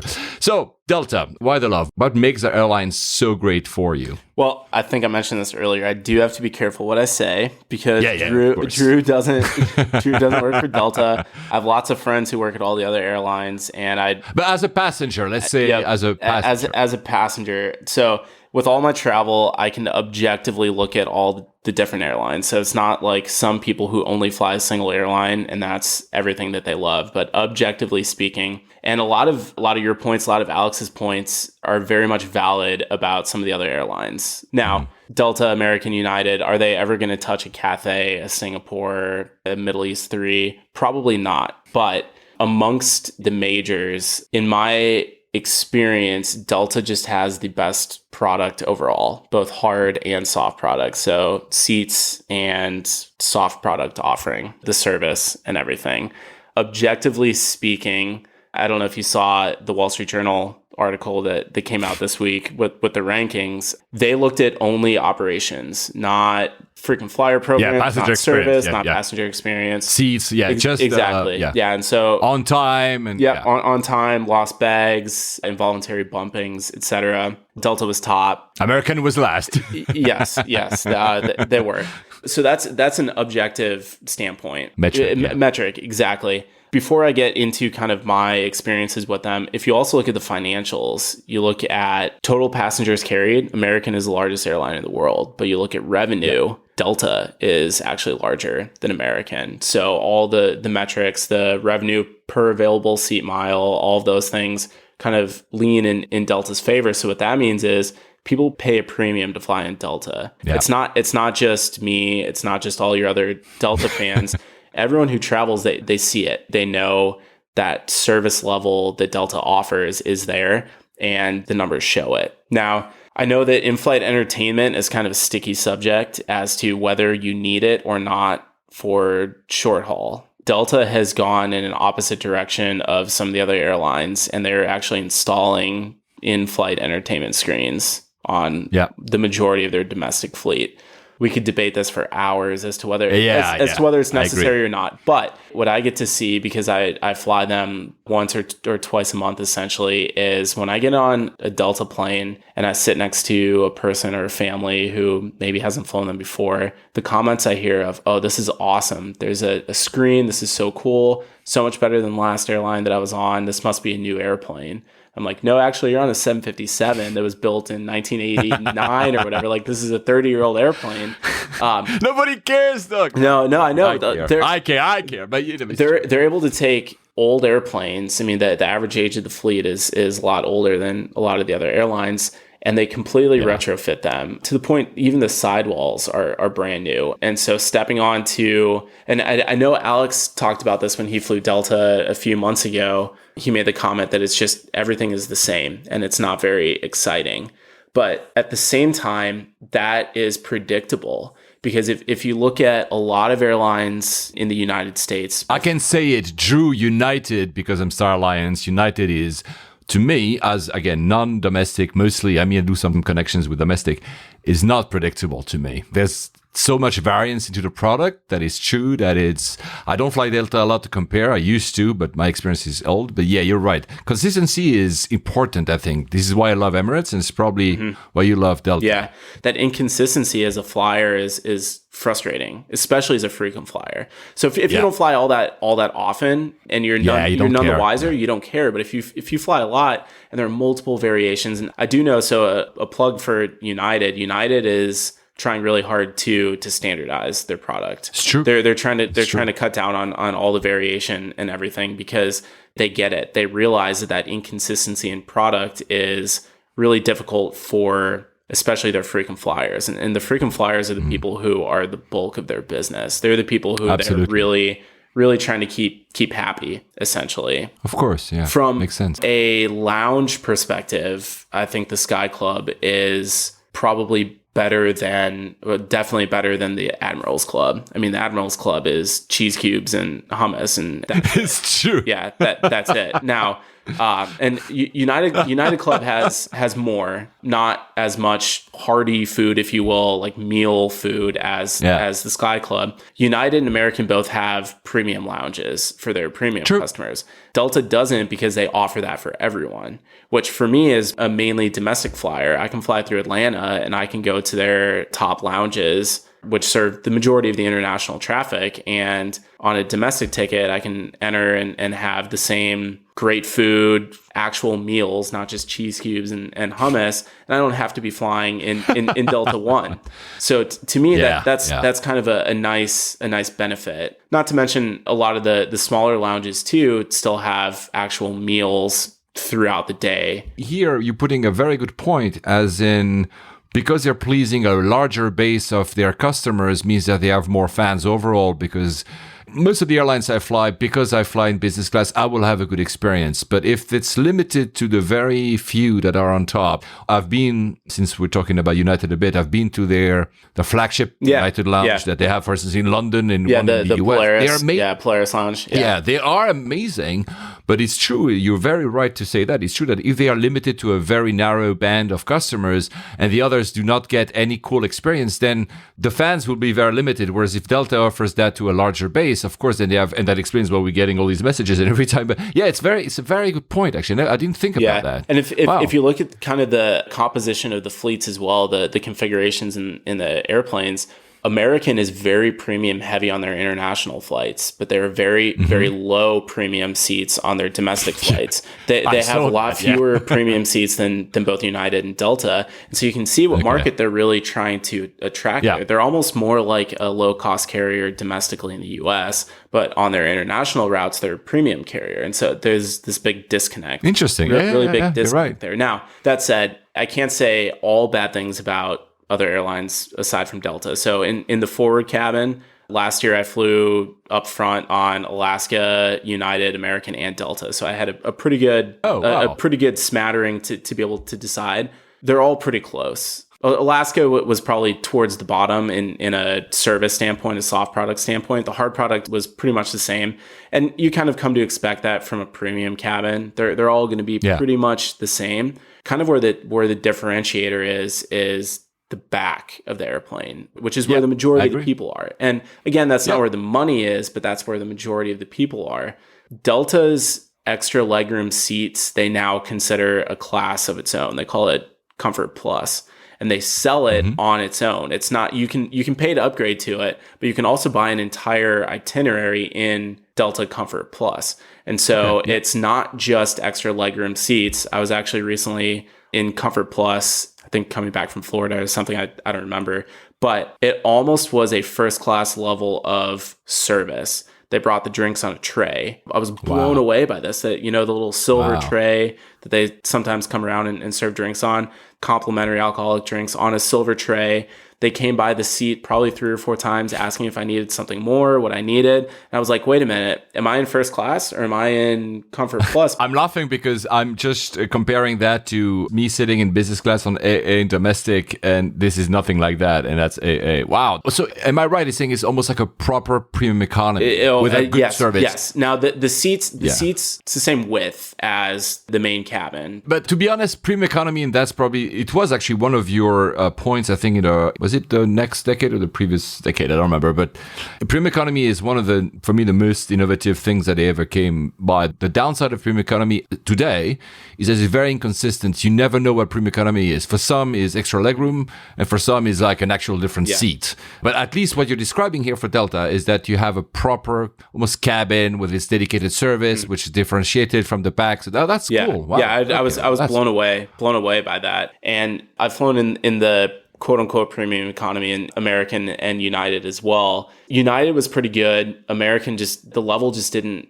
match up. And I'm very curious, how is Delta One? Delta 1? So I know the last time you flew on that, you're on a 767, I think. That's definitely the lower end of the spectrum. And I feel bad talking about Alex when he's not here, because I know that he really raves about flagship business and flagship first on American, but American 767s are configured the same way as Delta's Delta One. So if he were, you know that. I know he loves the 777-300 ER, and I know he's done that a couple times. If he was flying flagship business from, say, Philly to, I don't know, somewhere to the east of you guys, he might be on a 76 in the same seat that you were talking about on Delta One. Oh, I see. So avoid the 76. That's all I have to say. Delta One is a really good product if you're not on the 7.6. The soft product is really good, but the hard product, it's not great. But they are retrofitting their 7.6 400s with the new,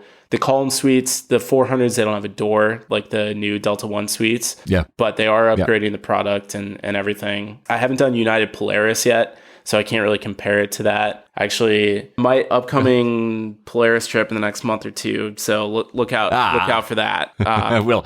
They introduced a new dining experience on Delta. We had one of our a listener, Anthony Wood 19, and I'm sorry, Anthony, I don't remember if it was on Instagram or on Twitter, who said that he had flown from Dusseldorf to Atlanta on a 764 that was not retrofitted, however. He experienced the welcome cocktail, the new dining, and he said that it was good. He thinks that the size of the meals had shrunk, but overall, it was a good thing, the new dining experience. So have you seen a difference? I haven't had a chance to try that. Yeah, they just rolled it out in November, late last year. So I haven't had a chance to try that yet, but it seems like a step in the right direction. It does seem like they're trying. And what do you think about this all Ed Bastian saying that they not getting rid of SkyTeam, but kind of going their own way? We think it's a trend. We think that more airlines will actually go for it.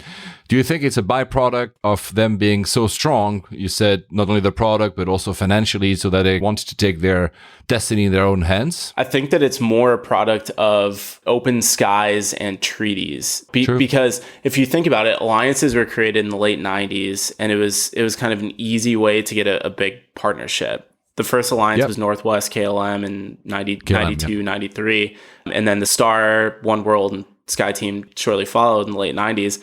it was an easy way to get those code share agreements to get large groups of airlines to work together. But now that we have these bilateral agreements all over the world between countries and multiple flights and ownership rules and all that, I feel like we're moving away from not alliances in general, but more fine-tuned for what works for each airline to kind of trickle outside of the alliance per se.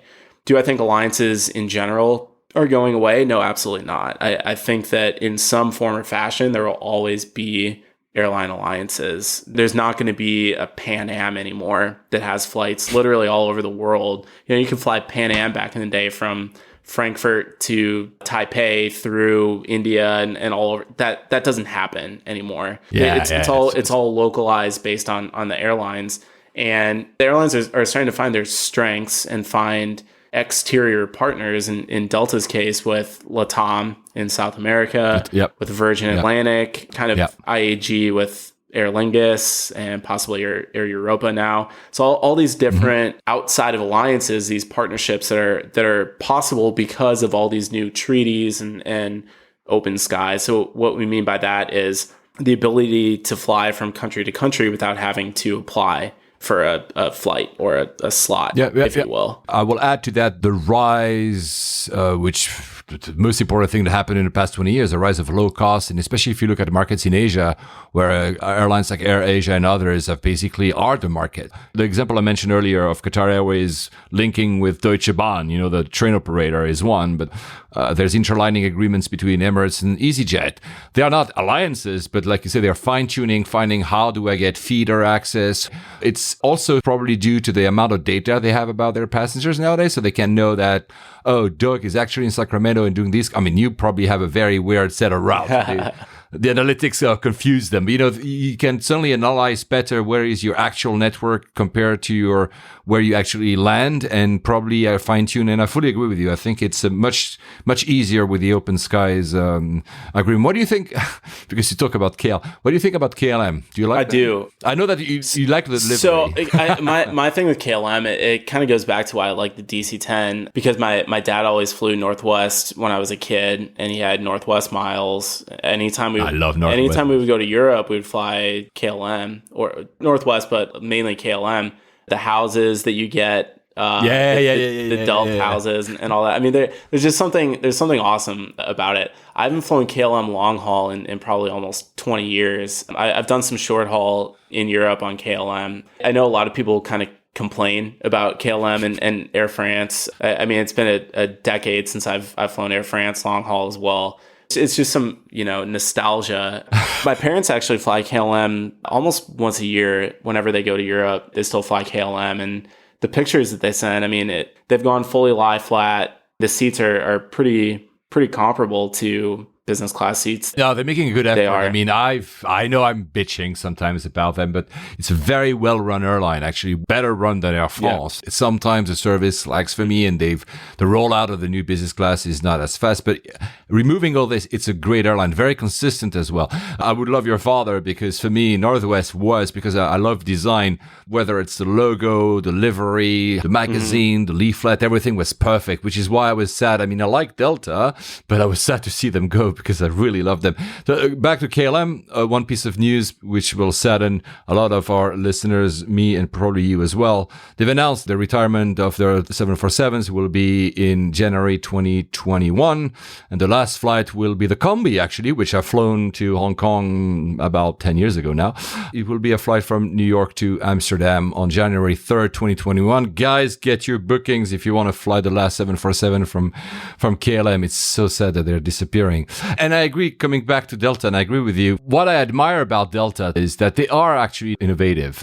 They might not be as splashy. This is what you hinted at earlier. They're consistent, etc. But they've always been very smart about how they roll out innovations. We talked in a previous episode about the binge button. I don't know if that's a big innovation or not, but it's still fun.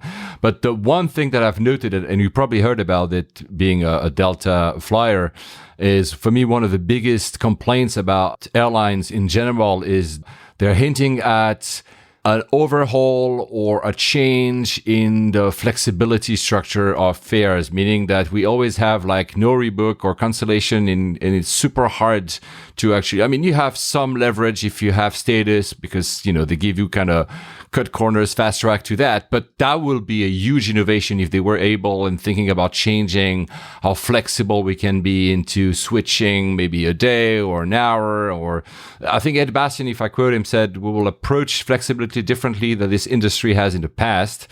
Change fees, people feel they are punitive, and it's true. So I'm sure you've heard about this. Do you think it will happen? Southwest does it, and it seems to work. So going back to the earlier question you asked me, do I travel differently when I'm with my family as opposed to with business? I always try and find a way to fly Delta if I can when we're flying on vacations or family outings. But the flexibility of Southwest and being able to change your flight, you pay the fare difference, but you don't pay a change fee. With my unpredictable schedule, my wife having to travel for work, sometimes she flies Southwest almost primarily for work because if I have a trip come up or something and she has to change her work schedule, they don't have to pay for it. So I definitely do think that would be a step in the right direction. And if you think about it, all these ancillary fees, the bag fees and change fees, they all came around after the financial crisis or right around the financial crisis when all these airlines were in bankruptcy, they weren't making money, they were trying to find ways. Well, as you mentioned with data, with big data, with revenue management, with all this, the airlines are finding ways to make money that they hadn't ever been able to. It really comes down to scheduling. It comes down to flying the right sized airplane on the right day, the right route. So one day you might have a 737-900 with 180 people flying a route, and the next day it might be a 717 with 110 people. And they're able to right size it. 10, 15 years ago, before big data, they would just throw the same airplane the same route every single day and it would fly half empty, and they're losing money on that. Well, now that they're making money on just being smart about their operations, they're actually looking at ways that they can make it better for the passenger, which would be cutting back these change fees because they're already making a lot of money on, as I said, being smart with their operations. Yeah, I fully agree. I think as well, adding to the big data play is also processing power. We used to live in a world of batches. The reason people are paid once a month is because you need to process the paywall for once a month because there was no processing power, whether it's somebody punching paper or a computer to actually deliver that. We live now in a world, or going to live in a world, which you can do everything instantaneously. And that includes, now that you know which airplane is where and what your operation should be looking like, also being able to switch very easily to realize, oh, we have a spot there because somebody canceled, and you can very quickly. I had mentioned that with Amadeus, Swiss has already introduced auto rebooking, automatically reallocate you to flights that are the best for you, etc. And I think we're getting into this, So when you have this in mind, I fully expect other airlines to follow suit, because really for me, it's like you, my schedule keeps changing all the time, and I eat them up. Sometimes I have to pay the $300 or $400 on international flights to change my date, and well, I just have to because that's my schedule. But yeah, I think there's less and less of an excuse. Do you like your Wi-Fi in flight? I do. Yeah. Are you a millennial? I am. Yeah. Oh, there you go. That's why. Although I identify as Gen X, I'm an old soul. You're a xennial. Yeah, I'm at that transition point, if you will. Transition period, yeah. Delta wants to introduce free Wi-Fi. It's maybe a bit early, but that's also one of the plans. Yeah, right? I know Ed Bastian, it's been a goal of his for a year or two. It comes down to bandwidth. They did some trials back in May. They picked several random flights for a couple of weeks where they gave the entire airplane free Wi-Fi just to kind of test the system. And the test came back positive in that the passengers loved it, but negative in that the bandwidth issues, everyone slowed down. And so right now with the for pay Wi-Fi, I know you're probably rolling your eyes because you guys don't really have it in Europe, so I'm sorry. But for pay Wi-Fi, because not a lot of people are using it. It's not the same bandwidth as what you have at a hotel or at your house, whatever. Still, it's good. It's fast. It works. A lot of the times I actually have to get work done on the flight, so I'll pay for it and use it that way. I mean, you're right about Europe, but since, as you know, I fly a lot internationally, very long haul, I recently had experiences in Qatar, for instance, that the Wi-Fi is very good. Like you say, you can work normally. I mean, you're probably not being able to the podcast we do now because the latency will be hard, but I mean, it's impressive already. One thing that I have noticed is Delta only uses GoGo for their Wi-Fi provider. A lot of the other airlines in the US have 2, sometimes 3 providers, and so you have to pay per flight. On Delta, I can pay for an entire day pass because it's GoGo. Oh, wow. So I can pay, if I know that I'm on a 2-flight or a 3-flight day, I can pay the one flat fee for the entire day. And I know that I'm going to have the same provider on the next flight. Whereas on, say, American, they have Viasat, they have GoGo, and they have Panasonic. So I might be on a GoGo airplane in the morning connecting in Phoenix, and then I'm on a Panasonic, and they say, sorry, we're not going to honor your GoGo pass. You have to buy it again. And that's frustrating. Which as a passenger experience really is frustrating bad, from a passenger experience. Yeah. That almost is to the airline that should provide like a unique login, and no matter what you have in the background should actually simply work. I mean, I never thought about that. Let's talk about 2 more items of science fiction of Delta, and then a bit to 220 we'll move because we have a very long episode already, and I want to hear your thoughts about MSP because I know some of our listeners have been waiting for that one for long. I said I like that Delta innovates, and they keep doing that. I mean, I don't know if you've seen the beta experience they're building at Detroit. They call it parallel reality. So apparently right after the security TSA, you have this massive screen. It's opt-in, so Delta flyers can, I guess, scan their boarding pass there. And the sci-fi aspect of that screen is that at the same time, 100 people looking at the same screen can have 100 different appearance of that screen. So simultaneously, you, Doug, and me, Paul, would be looking at the same screen, but have different information, which could be the location of the Delta Sky Club, which could be in Spanish or in English or other language, which could be the wayfinding, which could be where is our flight, the gate, etc. And they call it multi-view pixels. I don't know how that works, but it's pretty cool. I don't know if that's the future, but to a personalization of flying, because we're living in a world of self-serve or more and more happens on our phones. Having that could be part of the experience. I just hope that they don't start to serve us ads all the time. But besides that, that's pretty sci-fi stuff. I kind of like that. Yeah, it makes sense because Detroit's one of their big European and Asian hubs. And even more sci-fi is, you probably saw it during CES, and that's more on the operational side of things. The exoskeleton. I saw that. Yeah, display. I can lift. That's amazing. 5 times the body weight or something like that. Yeah, it's pretty impressive. I think the guys were making a demo with an actual airplane wheel, and the guy was basically lifting the wheel by himself. It looked like aliens or something. Iron but the same. Man. It's awesome. And I'm sure that will be used. I've seen some demonstrations of exoskeleton in Japan, but it was more like to help elderly being still able to kind of carry groceries and stuff. But this is like, man, this is awesome. So I'll finish with one news. You said that you haven't flown the 220 yet, so I'm not going to go on the other 220 news. I wanted just one.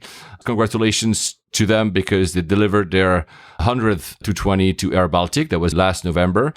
As we said, and you probably know, Doug, the base model is actually the 300 and not the 100 that most people assumed. The news is we know they were working on the 500 extension because Air France and KLM and also Korean, I think they all said publicly that they want it. The juicy part is that they are apparently starting to model for the 700, even 900. Some say 1,000. So this plane could be a smash hit. Oh, it's going to be. It's not a could. It's going to be. Yeah. You need to fly it. Oh, man, I know. I told you I was supposed to. Maybe I still have some time. Maybe they'll change it back. Okay, let's go to the airport. Minneapolis, St. Paul, that I've been once, but I don't remember any of it. You told me that my choice of lounge was wrong, so I will listen to you talk about it. So Donnie 4126 and Kyle Potterman, K Potter MN on Twitter. You asked for it. There you go. I invited Doug just to tell us all about MSP. Is it a great airport? Please, the microphone is yours. Tell us all about it. All right. Minneapolis, for those who don't know, it's called the Twin Cities. So it's 2 cities right next to each other, essentially, Minneapolis and St. Paul. Surprisingly, it has almost 4 million people in the metro area. It's 3.6 million, so it's not an insignificant number. The airport itself does almost 40 million passengers a year. So we're not talking Heathrow or JFK or Atlanta numbers, but it's definitely not an insignificant amount of people. It's a major Delta hub. They got it from Northwest, so it was one of Northwest's major hubs until the merger in the late 2000s. It's actually a pretty large international gateway for Delta. They've got a lot of flights to Asia and several to Europe as well. Used to be a 747 haven. Unfortunately, you don't see that much anymore. You don't see it at all anymore, but they do get some international traffic in there aside from Delta through the joint ventures. So you see Air France, KLM, I believe Virgin, I think has been in there seasonally as well. So you do get some of that. There are two terminals. So the main one is Terminal 1, which is pretty much the legacy carriers. So Delta, United, American. And then there's Terminal 2, which is actually on the other side of the airport, which is the low-cost terminal. So Southwest, Sun Country, which is a low-cost carrier based in Minneapolis, Frontier, they all use Terminal 2. And unlike Madrid, it is connected via a tram system. So it's not like going from T1 and T2 all the way over to T4 in Madrid. So definitely a plus there. It is a very large footprint, almost 100 gates, actually over 100 gates in Delta's terminal. A lot of people don't realize actually the scale of the airport itself. I think there are 14 or 15 gates over at the low-cost terminal. It's laid out kind of like Amsterdam. That's probably the closest that I can compare it to. It's not as nice in like an architectural standpoint as Amsterdam. Like you said, you didn't remember it, which that's good and that's bad. You know, it's good that it wasn't a bad experience, but it is forgettable, but not in a bad way. Sorry to interrupt you right there. When you say like Amsterdam, the old Amsterdam was security at the gate. Is that security at the gate or security one central? No. And actually Minneapolis. Good. Minneapolis is known for having really bad security queues. I'll talk about that here in a sec for the layover portion of it. But airside anyways, it's like Amsterdam just in the setup that it's kind of several long piers with a couple different concourses that jut out and they're all connected. So once you get inside of security, at least if you're in Terminal 1, which is Delta's terminal, you can get to every gate. You don't have to go out of security. It's a relatively long connecting airports. So if you come into, you said you left from the G gates, I think, and if you have to go to C, it's probably about a 25 minute walk. I mean, that's what I remember. I did the opposite, C to G, but I remember I had to kind of walk a little bit, which is fine, but I do. Yeah, it's not insignificant, and it's again the architectural standpoint. It's dull, but not in a bad way. It's just it is what it is. Functional, exactly. And Minneapolis is kind of several decades worth of construction projects that have built it to what it is. I know Alex hates Seattle. It's not like Seattle in that, you know, it's multiple construction. It actually functions, I think, better than Seattle. Okay. There are 2 Delta Sky Clubs. They're actually building a third large Sky Club that's going to be closer. Hold on, you say there are 2. So when I made the mistake, it was not out of 7. No, it's only out of 2. Just chose. You had a 50% chance. Now, here's the reason why you did that. The one that you went to, which is between the F and the G concourse, serves most of the international gates. You can go to the other one and then go to the international gates, but they probably tell you, or you would go to the one closest to your gate. Yeah, that's what I did. The reason why you chose the wrong one is it's an interior club. There are windows, so it's not like you're in a basement or something, but there's no runway or exterior views. There's a smaller club on the C concourse, not as good of food, but you've got really good runway and ramp views, and it's a little bit more of an intimate setting. It's not as big, but it's, in my opinion, I'll go there 10 times out of 10 over the one that you went to, even if it means a little extra walking. Now, again, the food isn't as good there, but it's more than just cheese cubes and hummus. So there is that. There's a United Club. So if you're flying United, there's a United Club. And then there's an Escape Lounge, which is an independent lounge as well that you can utilize. But they are building a brand new 15,000 square foot Sky Club, which I heard, I couldn't find this to confirm it, but I heard that there might be a Sky Deck, which is the outdoor viewing space. So they're investing in the development and growth of Minneapolis. Now, I know when you guys talk about airports, you talk about layovers. So is Minneapolis a good airport for a layover? Yeah. Yes, absolutely. Look, you can replace me. It's perfect.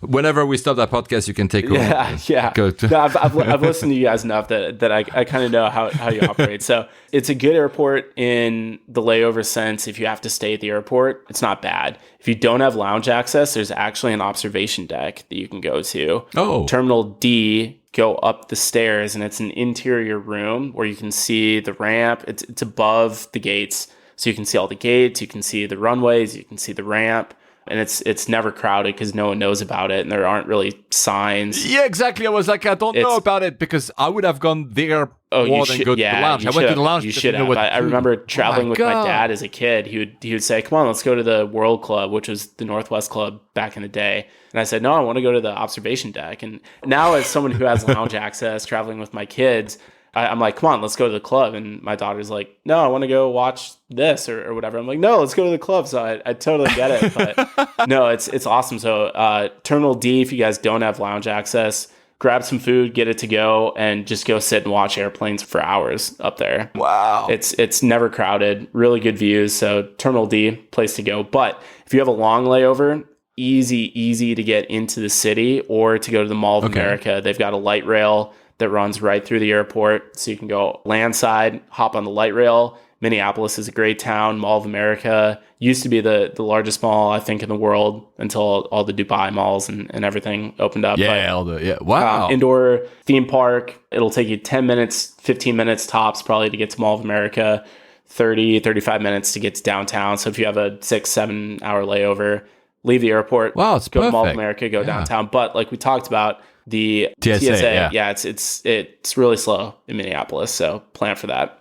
And the one memory I have, and since you've done it 200 times, the one memory I have of that March 2011 is that it was snowing. Does that happen a lot? It does. Yeah, it's a northern tier airport, so it could snow from September to probably May in Minneapolis. So do you get delayed a lot? No, not really, because they're so used to it that they have it. They kind of have it down to a science. They've got what they call drive-through de-icing pads, so the airplanes will leave the gate, go taxi. They'll de-ice them, then they'll go take off. Airports like that are equipped. It's not like Heathrow. I was going to say that, but I didn't want to make you guys feel bad. No, don't worry. Yeah, they're used to it, so they know how to deal with the snow and how to handle it. I like these airports. It's just like, let's get on with it. Like the Nordics here in Europe.